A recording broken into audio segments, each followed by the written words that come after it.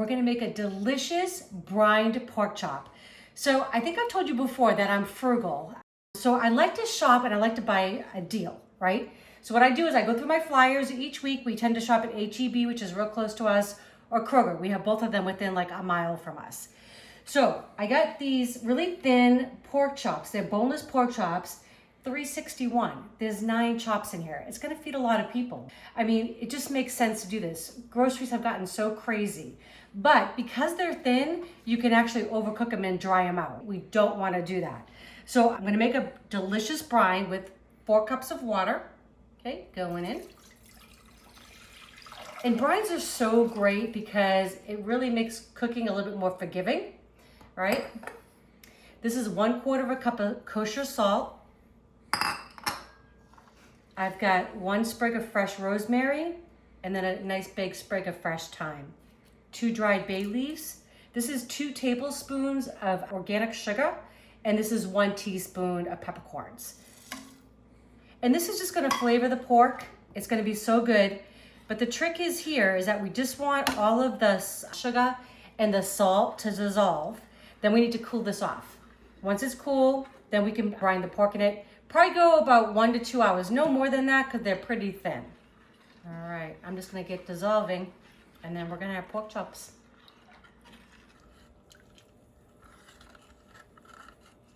Okay, so the pork has been in the brine for about 1.5 hours. And now what you wanna do, this is really important, don't skip this step. You wanna take it out, put it on paper towels, and really dry it off good. So remember, it took on all the flavors. We had black peppercorns in there. We had some salt, some sugar, some rosemary, and fresh thyme.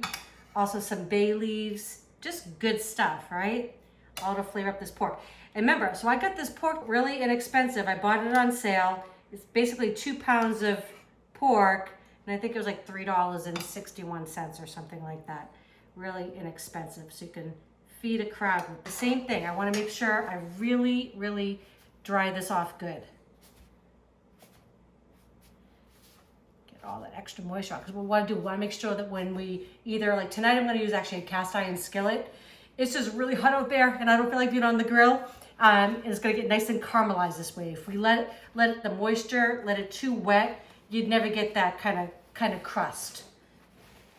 Perfect. Okay. You see, I did not season the pork at all because in that brine, it took on all the flavor of all those spices.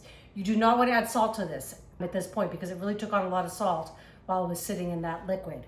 So I've got 9 of these, so I'm just gonna do them in batches of like 3 to 4 at a time.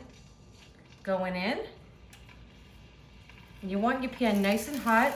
Hear that sizzle. I love pork. It's really lean. It's a great meat.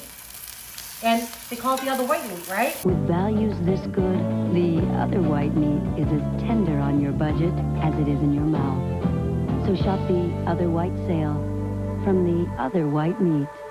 Pork. Sometimes you just get sick of eating chicken. I love chicken, but you know. So pork chops, this is very economical. And I'm gonna serve it with a beautiful chimichurri sauce that I made. Okay, and I'll just have the video for the chimichurri up here. Okay, the great thing about pork too is that it cooks so quickly so you can have dinner on the table in just minutes. Love it. So it's gonna give these a flip. Looks so good. It's gonna take just about another minute or 2, about 2 minutes on the other side. And we're gonna have dinner. Fabulous.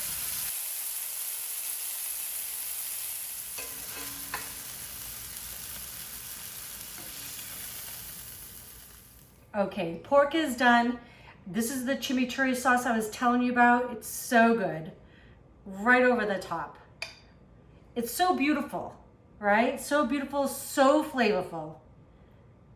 I think you're absolutely gonna love this. Just a little bit over the top. I'm definitely gonna try some for you. All right. I love this. So healthy, so good. Okay.